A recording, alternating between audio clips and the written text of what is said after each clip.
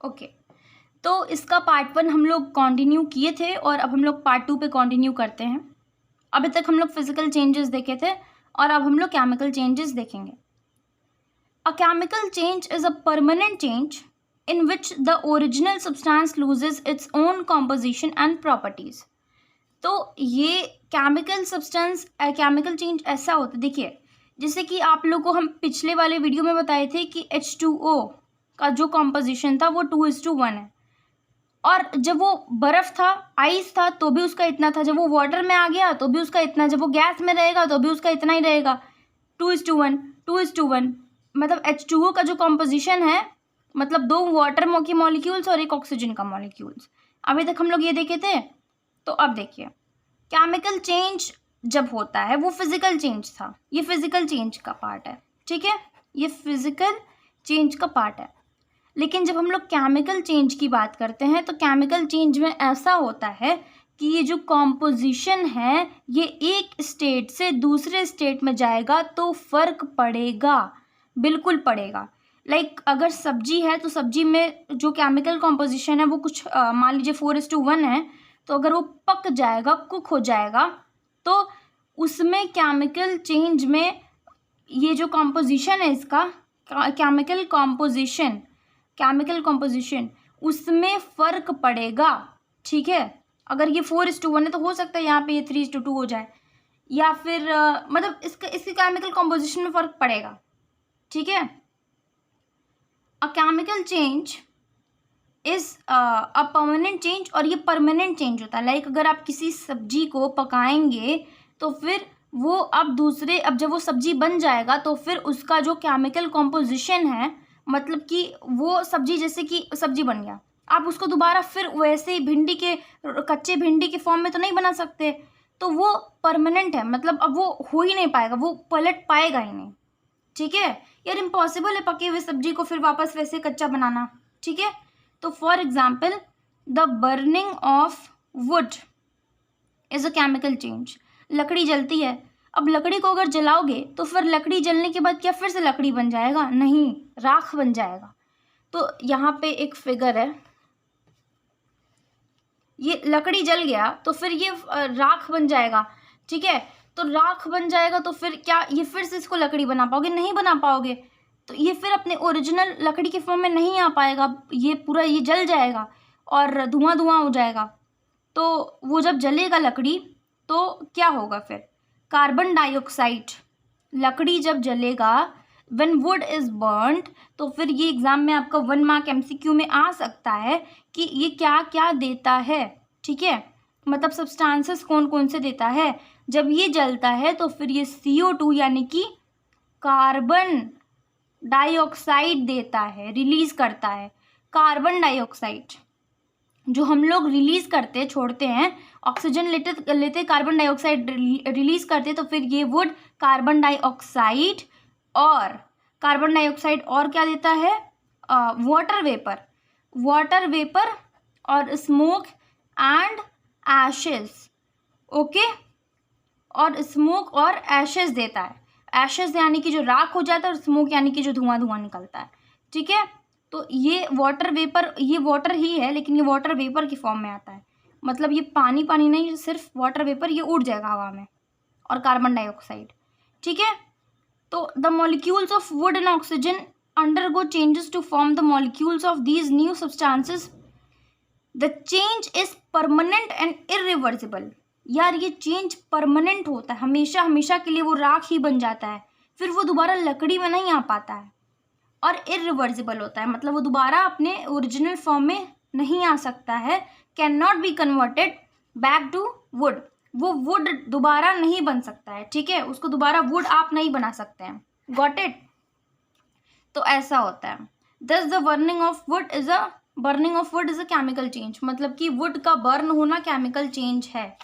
अब देखते हैं characteristics of a chemical change. अब हम लोग कैरेक्टरिस्टिक्स देखेंगे, कुछ चीज़ें देखेंगे केमिकल चेंज के बारे में, ठीक है। The following are the characteristics of a chemical change. The change is permanent and can not be reversed by simple physical methods. जो चेंज होता है वो परमानेंट हमेशा हमेशा के लिए होता है। लाइक ये भिंडी था तो इसका सब्जी बन गया, तो ये चेंज हमेशा हमेशा के लिए ऐसा ही हो गया, मतलब अब इसको आप दोबारा इस फॉर्म में नहीं बना सकते हैं, इसको आप रिवर्स नहीं कर सकते हैं। परमानेंट मतलब हमेशा हमेशा के लिए अब ये ऐसे ही हो गया। वो बात अलग है कि सड़ जाएगा, अगर मतलब बासी हो जाएगा तो। वन और more new substances are formed with composition and properties different from the original substances. यार जब वुड बर्न हुआ था तो देखो क्या क्या मिला, कार्बन डाइऑक्साइड, वाटर, स्मोक, ऐश, बहुत अलग अलग टाइप के आपको सब्सटेंसेस मिलेंगे। और कॉम्पोजिशन भी आपको जैसा कि बताए थे कि सेम नहीं रहेगा, एक नया सब्सटेंस बन के रेडी हो जाएगा। ठीक है, वुड से ऐश बन गया, कार्बन डाइऑक्साइड रिलीज हो गया, वाटर रिलीज हो गया, धुआं धुआं होने लगा, राख बन गया, सब्जी बनाए तो ये पक गया, तो मतलब एक नया सब्सटेंस बन के रेडी हो जाएगा। Okay, got it. तो sorry for this, wait, yes, now let us continue, sorry for this. अब देखते हैं, a chemical change involves an exchange of energy in the form of heat और लाइट। जो केमिकल चेंज होता है वो energy का एक्सचेंज, उसमें एनर्जी का एक्सचेंज होता है, मतलब हीट और लाइट के फॉर्म में। मतलब ऐसे समझिए कि जब केमिकल चेंज होता है तो फिर जैसे कि आप मान लीजिए रन करते हैं, तो रनिंग में आपका बॉडी वार्म अप होता है, हीट रिलीज होती है, गर्मी पैदा होती है। तो ऐसे ही सब्सटेंस में जब केमिकल चेंज होता है, कुछ बदलाव होता है, तो हीट रिलीज होती है, मतलब एनर्जी का एक्सचेंज होता है हीट और लाइट के फॉर्म में। मतलब कि जैसे कि वुड बर्न हुआ तो फिर उसमें से धुआं निकला, आग निकला, एशेज निकले, राख निकला, ऐसे समझ लीजिए। सब examples of chemical changes. Chemical changes के कुछ एग्जाम्पल्स देख लीजिए। कुकिंग ऑफ फूड, तो खाना पकाना। During cooking heat energy is required to cook raw and green and vegetables. The composition of the raw material changes due to the heat and new substances are formed. It is not possible to get back the raw vegetables from the cooked vegetables. This shows that the change is permanent and irreversible. Therefore, the cooking of food is a chemical change. तभी से यही समझा रहे हैं कि खाना पकाने के बाद हीट, मतलब हीट की वजह से, खाने को हीट करने की वजह से, कुक करने की वजह से वो कच्चा खाना पक जाएगा। जब पक जाएगा तो क्या होगा, जब कच्चा खाना पक जाएगा तो फिर उसको दोबारा उस फॉर्म में नहीं ला सकते, इसलिए ये कुकिंग ऑफ फूड क्या है, केमिकल चेंज है। अब देखते हैं formation of curd from milk. अब देखते हैं कि कैसे दही बनता है दूध से। When curd is formed from milk its properties are different from that of milk. जब दही बनता है दूध से, तो दूध, जैसे दही दूध है, ठीक है, उसमें हम लोग सुनते हैं ना आप लोग कि थोड़ा सा और कर्ड डाल दीजिए दूध में, तो फिर वो अगले दिन पूरा दूध आपका कर्ड हो जाएगा। तो अब आप उससे दोबारा तो मिल्क पा नहीं सकते, लाइक दही को आप दोबारा मिल्क में कन्वर्ट नहीं कर सकते हैं। और जो आप दुकान पे पीते, कंफ्यूज मत होइएगा, वो बटर मिल्क होता है, ठीक है, वो मिल्क नहीं होता, वो बटर मिल्क होता है। तो वो दूसरा चीज़ है, वो बटर मिल्क छाछ होता है। Okay, that is another thing. लेकिन ये मिल्क जो होता है वो दूसरा चीज़ होता है। तो आप कर्ड से, दही से दोबारा दूध तो नहीं बना सकते ना, एक बार दही बन गया तो इसमें नया चीज़ फॉर्म हुआ, नया सब्सटेंस फॉर्म हुआ, और ये परमानेंट चेंज है, अभी दोबारा मिल्क में कन्वर्ट नहीं हो सकता, इरिवर्सिबल है, मतलब दोबारा मिल्क में कन्वर्ट नहीं हो सकता है। इसलिए इसको कहते क्या है, कर्ड फ्रॉम मिल्क, इसको कहते हैं केमिकल चेंज। अब डाइजेशन ऑफ फूड का देखिए। During digestion food undergoes many chemical changes. जब हम लोग खाना मतलब खाते हैं, जब खाना पचता है तो खाने को बहुत सारे केमिकल चेंजेस के प्रोसेस के थ्रू गुजरना पड़ता है। ऐसे नहीं एक बार में खाना पच जाता है, खाना पचने में बहुत वक्त लगता है, काफ़ी वक्त लगता है, और उसके बाद से बहुत सारे मतलब प्रोग्राम हुआ करते हैं उधर, ठीक है, जैसे एनुअल फंक्शन में काफ़ी सारे प्रोग्राम्स हुआ करते हैं आपके स्कूल में, वैसे ही पेट के अंदर काफ़ी सारे प्रोग्राम्स हुआ करते हैं। Protein, carbohydrate, fat etcetera break down into simpler molecules that have entirely different chemical structures. इसीलिए एक और चीज़ कहते हैं कि खाने को अच्छे से चबा के खाना चाहिए ताकि वो अच्छे से डाइजेस्ट हो। तो यार पेट में जाएगा खाना तो उसका काम रहता है कि वो छोटे छोटे सब्सटेंसेस में टूटे, ठीक है, और जब वो टूटेगा अच्छे से तभी वो पचेगा। तो ये आप उसको अच्छे से देखिए, जब आप मुंह में जाता है खाना तो ही वो पहला प्रोसेस होना स्टार्ट हो जाता है। तो उसमें खाना जब आप अच्छे से नहीं चबाएंगे तो फिर वो टूटेगा कैसे? तो अगर आप उसको च्यू अच्छे से करेंगे तो पेट में थोड़ा सा उसका काम अच्छे से कम हो जाएगा और थोड़ा जल्दी डाइजेस्ट हो जाएगा। It is not possible to obtain the original nutrient molecules from these molecules. तो अब आप खाना, जैसे मान लीजिए अब खाना अंदर डाइजेस्ट हो गया, अब उस पचे हुए खाने को फिर से दोबारा खाना कैसे बनाएंगे यार? नहीं बना पाएंगे ना। मतलब बिस्किट खा लिए, मान लीजिए आप पिज्ज़ा गए अपने फ्रेंड्स के साथ और आप पिज़्ज़ा खा लिया, पिज़्ज़ा बर्गर, और आप जब खा के आए तो फिर वो आपके पेट में चला गया। अब क्या वो फिर से वापस दोबारा वैसे ही कन्वर्ट हो जाएगा? नहीं हो पाएगा। ठीक है, तो अब इसीलिए वो कहते हैं कि डाइजेशन ऑफ फूड जो है वो तो सीधी सीधी बात है, सबको पता है कि अंदर जाएगा खाना, फिर वो दोबारा वैसे नहीं बन सकता है। तो वो डाइजेशन ऑफ फूड भी एक केमिकल प्रोसेस है, जैसे जो मॉलिक्यूल्स रहते खाने के वो अंदर जाके टूटते हैं। जब वो टूटेंगे तो फिर वो दोबारा उस मॉलिक्यूल के फॉर्म में तो नहीं आ पाएंगे ना। वो टूट गए बट्टी, वो टूट गए, काम खत्म, पच गया खाना। अब देखिए respiration, oxygen is necessary for respiration. और सभी को पता है ऑक्सीजन बहुत इंपॉर्टेंट है जीने के लिए। In respiration living organisms take in oxygen that reacts with food to give carbon dioxide. जब हम लोग ऑक्सीजन लेते हैं तो हमारे अंदर ये खाने के साथ इसका रिएक्शन होता है, मतलब ये फूड और ये ऑक्सीजन, और इसका रिएक्शन हो गया, फिर ये क्या मिला, क्या हम लोग रिलीज करते हैं? कार्बन डाइऑक्साइड, वाटर वेपर और energy. Carbon dioxide, water vapour और energy. So respiration is a chemical change, मतलब कार्बन डाइऑक्साइड के साथ वाटर वेपर और एनर्जी भी निकलती है।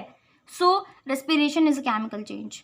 तो रेस्पिरेशन केमिकल चेंज है, combination of iron and sulphur. अब देखिए अगर आप आयरन और सल्फर को मिला दें तो क्या होगा? Finally powdered iron and sulphur on heating combine to form black iron sulphide. मतलब कि अगर आप एकदम मतलब पिसे हुए फाइनली पाउडर्ड, मतलब एकदम पाउडर्ड फॉर्म में अगर आप आयरन को, लोहे को और सल्फर को ले लें और हीट करें तो वो ब्लैक आयरन सल्फाइड बन जाएगा। The composition and properties of iron sulphide is different from those of iron and sulphur. तो जब आप आयरन और सल्फाइड को मिला देंगे तो कुछ बन जाएगा, एक नया आपका सब्सटेंस फॉर्म हो जाएगा। तो आयरन सल्फाइड को मिलाने, आयरन और सल्फर को मिलाएंगे तो आयरन सल्फाइड बन जाएगा।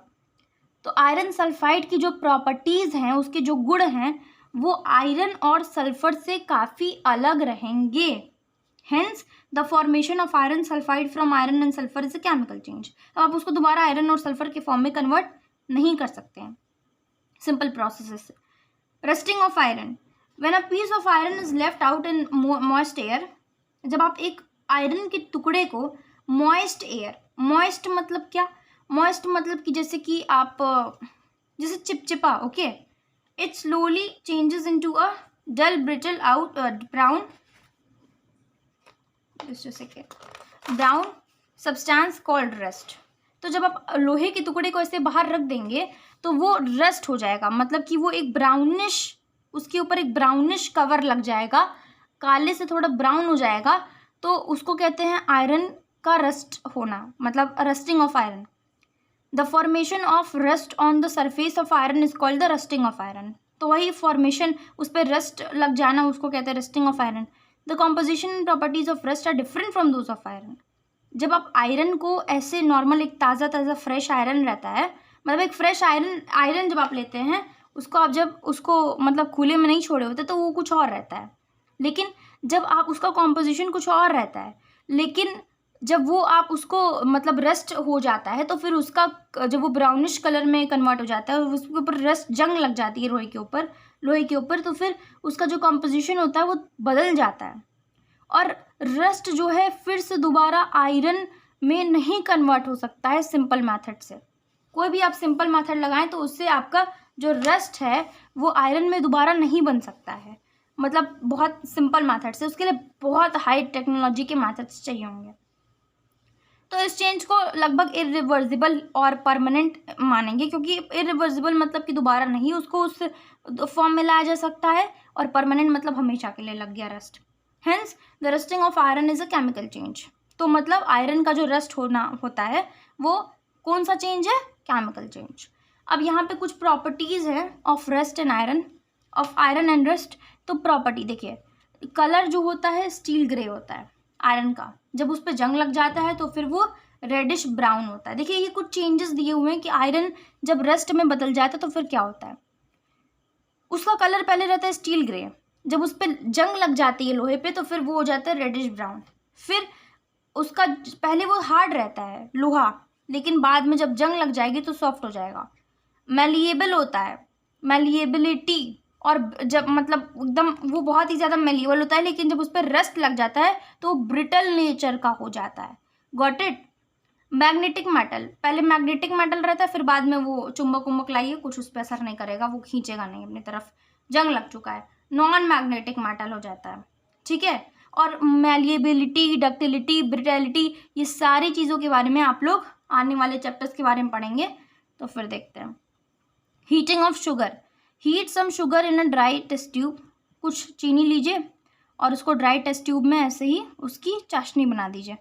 ठीक है। It first melts then turns brown and finally changes into a black mass of sugar charcoal. तो यार पहले तो वो ब्राउन होता है और भी ज़्यादा हीट करेंगे तो फिर वो शुगर चारकोल के फॉर्म में चला जाएगा। During this process small droplets of colourless liquid water collect on the cooler parts of the test tube. तो ऐसे प्रोसेस के दौरान क्या होता है, कुछ छोटे छोटे कलरलेस लिक्विड वाटर होते हैं, वो टेस्ट ट्यूब के पार्ट्स पे आके ठंडे हो जाते हैं। Heat breaks down sugar into carbon dioxide, तो हीट लगने की वजह से, गर्म होने की वजह से जो शुगर होता है वो कार्बन डाइऑक्साइड और वाटर के फॉर्म में बन जाता है। और ये इरिवर्सिबल चेंज है, मतलब इसको अब फिर से पलटा नहीं जा सकता है। तो hence the heating of sugar is a chemical change. फिर तो मतलब शुगर का जो गर्म होना है वो केमिकल चेंज है।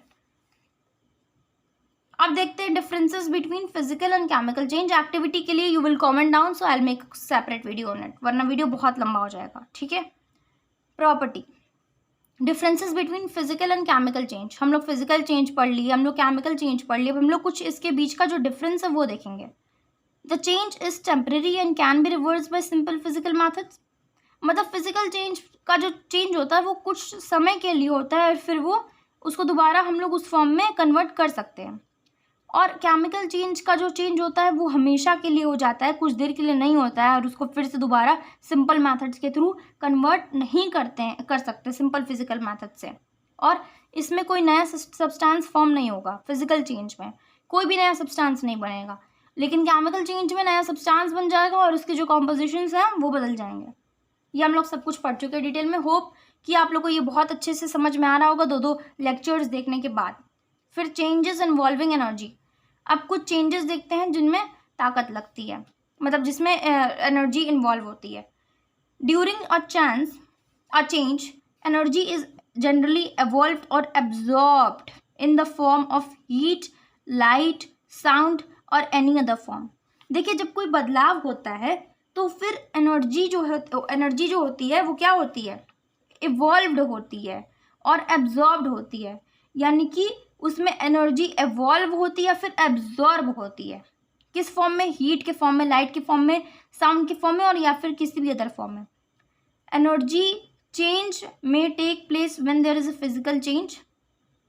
एनर्जी का चेंज तभी हो सकता है जब उसमें मतलब फिजिकल चेंज हो, but these changes are generally smaller than the energy changes that take place during a chemical change. पर देखिए फिजिकल चेंज जब होता है तो उसमें एनर्जी का जो चेंज होता है वो केमिकल चेंजेस से काफ़ी अलग होता है। In a physical change 2 types of processes occur most often. जब आपका फिजिकल चेंज होता है तो फिर 2 टाइप के प्रोसेसेस होते हैं। One of the process being change of state and the other being the dissolving of a substance in a liquid. देखिए जब फिजिकल चेंज होता है तो 2 तरह के होते हैं कि स्टेट का बदल जाता है और being the dissolving of a substance in a liquid, और लिक्विड में सब्सटेंस डिजॉल्व हो जाता है। The change of state and the dissolving of a substance in a liquid involve energy changes, mainly heat energy. तो जब changes होते हैं तो उसमें हीट एनर्जी, और जैसे मान लीजिए कि आइस है, ठीक है, आइस वाटर में गया तो फिर उसमें एनर्जी का उसमें हाथ रहता है, एनर्जी का उसमें हाथ रहता है, ठीक है, जब वाटर एक फॉर्म से दूसरे फॉर्म में जाएगा। तो फिजिकल चेंजेस में the change of state and the dissolving of a substance in a liquid involve energy changes, mainly heat energy. In the change of state from liquid to solid, from liquid solid to liquid, और from liquid to gas, solid और liquid absorb some heat energy. देखिए जब solid liquid में melt होगा या फिर liquid solid में या फिर लिक्विड गैस में जाएगा तो उसमें हीट एनर्जी एब्जॉर्ब होगी, मतलब हीट एनर्जी खिंचाएगी। ये बहुत ही इंपॉर्टेंट क्वेश्चन है। हीट एनर्जी ये खींचेगी। Okay, for example ice while melting absorbs heat energy. तो जब जैसे कि पानी है, ठीक, ये बहुत इंपॉर्टेंट क्वेश्चन है कि हीट रिलीज होता है या फिर एब्जॉर्ब होता है। तो आप बोलेंगे कि हीट एब्जॉर्ब होता है भाई, हीट एब्जॉर्ब होता है। जैसे कि आइस है तो जब वो मेल्ट होता है मतलब पिघलता है बर्फ़, तो फिर वो क्या करता है, एब्जॉर्ब करता है। हीट एनर्जी एब्जॉर्ब करता है, रिलीज नहीं करता है। ये क्वेश्चन आपको फंसाने के लिए पूछ सकता है ओलंपियाड में, बहुत बड़े बड़े टेस्ट में, या फिर आपके एग्जाम में भी डेफिनेटली पूछ सकता है। ये बहुत इंपॉर्टेंट क्वेश्चन है कि जब एक फॉर्म से दूसरे फॉर्म में लाइक आइस से लिक्विड में जाएगा तो फिर क्या होगा, तो क्या होगा, एनर्जी एब्जॉर्ब होगी। जैसे कि आइस, हाँ ये देख लिया हम लोग। फिर ice absorbs heat energy and water while boiling absorbs heat energy. और जब पानी उबलता है तो फिर वो हीट एनर्जी रिलीज करता है। Got it? जब पानी उबलता है तो फिर वो हीट एनर्जी क्या करता है, मतलब हीट एनर्जी एब्जॉर्ब करता है, सॉरी। जैसे कि आइस है, जब वो पिघलेगा तो वो हीट एनर्जी एब्जॉर्ब करेगा, और पानी जब बॉयल होगा तो वो हीट एनर्जी एब्जॉर्ब करेगा। Water while freezing releases heat energy. बस एक स्टेट ऐसा है, एक कंडीशन ऐसा है जिसमें कि दिखे वाटर जब फ्रीज होगा, मतलब पानी को जब आप सॉलिड स्टेट में रखने के लिए छोड़ देंगे, जब वो जमेगा, बर्फ जमेगा, तो बर्फ के फ्रीज होते मतलब बर्फ बनते वक्त जो है हीट एनर्जी रिलीज होती है। और water vapour while condensing releases heat energy, मतलब कि जब वाटर वेपर जाता है तो जब वो फिर से रेन के फॉर्म में लाइक वाटर वेपर रहता है, फिर से जब वो दोबारा पानी बनता है तो वो हीट एनर्जी रिलीज करता है। बहुत इंपॉर्टेंट क्वेश्चन है ये कि कब क्या हीट एनर्जी रिलीज करता है, कब क्या हीट एनर्जी एब्जॉर्ब करता है। इस पर डेफिनेटली आपके क्वेश्चंस बनेंगे और ये एकदम अच्छे से करके रखिएगा। All these changes of state are physical changes. ये सारे जो चेंजेस हैं फिजिकल चेंजेस हैं। द एब्जॉर्प्शन और evolution of heat energy is also observed when a substance is dissolved in liquid. देखिए जो एब्जॉर्प्शन है मतलब हीट का जो एब्जॉर्ब होने का जो प्रक्रिया है, प्रोसेस है, और जो इसका प्रोसेस है वो जब पानी के अंदर कोई सब्सटेंस, जैसे कि आप चीनी डाल दिए या फिर नमक डाल दिए, तो जब वो घुलेगा, डिजॉल्व मतलब घुलना, लिक्विड के अंदर घुलना, जब वो घुलेगा तो भी एनर्जी एब्जॉर्ब या फिर इवॉल्व, मतलब या तो एब्जॉर्ब होगा अंदर जाएगा या तो इवॉल्व मतलब बाहर जाएगा। Energy is release in some chemical changes while in others it is absorbed. कुछ केमिकल चेंजेस ऐसे होते हैं जिसमें एनर्जी रिलीज होती है, और कुछ चेंजेस ऐसे होते हैं जिसमें एनर्जी इवॉल्व होती है, मतलब एब्जॉर्ब होती है। Energy in the form of heat and light is release in chemical changes. जो एनर्जी होती है वो केमिकल चेंजेस में हीट और लाइट के फॉर्म में रिलीज होती है केमिकल चेंजेस में, which involve the burning of a substance. जैसे कि सब्सटेंस बर्न होगा तो उसमें एनर्जी रिलीज होगी। Energy in the form of sunlight is absorbed in the process of photosynthesis. लेकिन एक और केमिकल चेंज है जिसमें एनर्जी एब्जॉर्ब होगी, जैसे कि फोटोसिंथेसिस का प्रोसेस होता है, एक ऐसा प्रोसेस जिसमें कि प्लांट्स अपना खाना खुद बनाते हैं। तो उस प्रोसेस में क्या होता है कि जो एनर्जी है वो एब्जॉर्ब होती है, खींची जाती है प्लांट्स के द्वारा, फोटोसिंथेसिस यानी कि अपना खाना बनाने के लिए। Got it? आप देखते हैं कि when ammonium chloride dissolves in water, the temperature of the solution reduces as heat is absorbed during the chemical change। जैसे कि आप पानी में क्या करेंगे कि अमोनियम क्लोराइड डाल देंगे तो पानी का टेम्परेचर कम हो जाएगा और फिर the temperature of the solution reduces, जो टेम्परेचर है वो घट जाएगा। तो घटने की वजह से उसमें हीट एनर्जी एब्जॉर्ब होगी, खींची जाएगी, ठीक है। और ये केमिकल चेंज है। तो ये रहा आपका पूरा चैप्टर। होप कि आपको इस समझ में आ गया होगा। बहुत ही इंटरेस्टिंग चैप्टर था।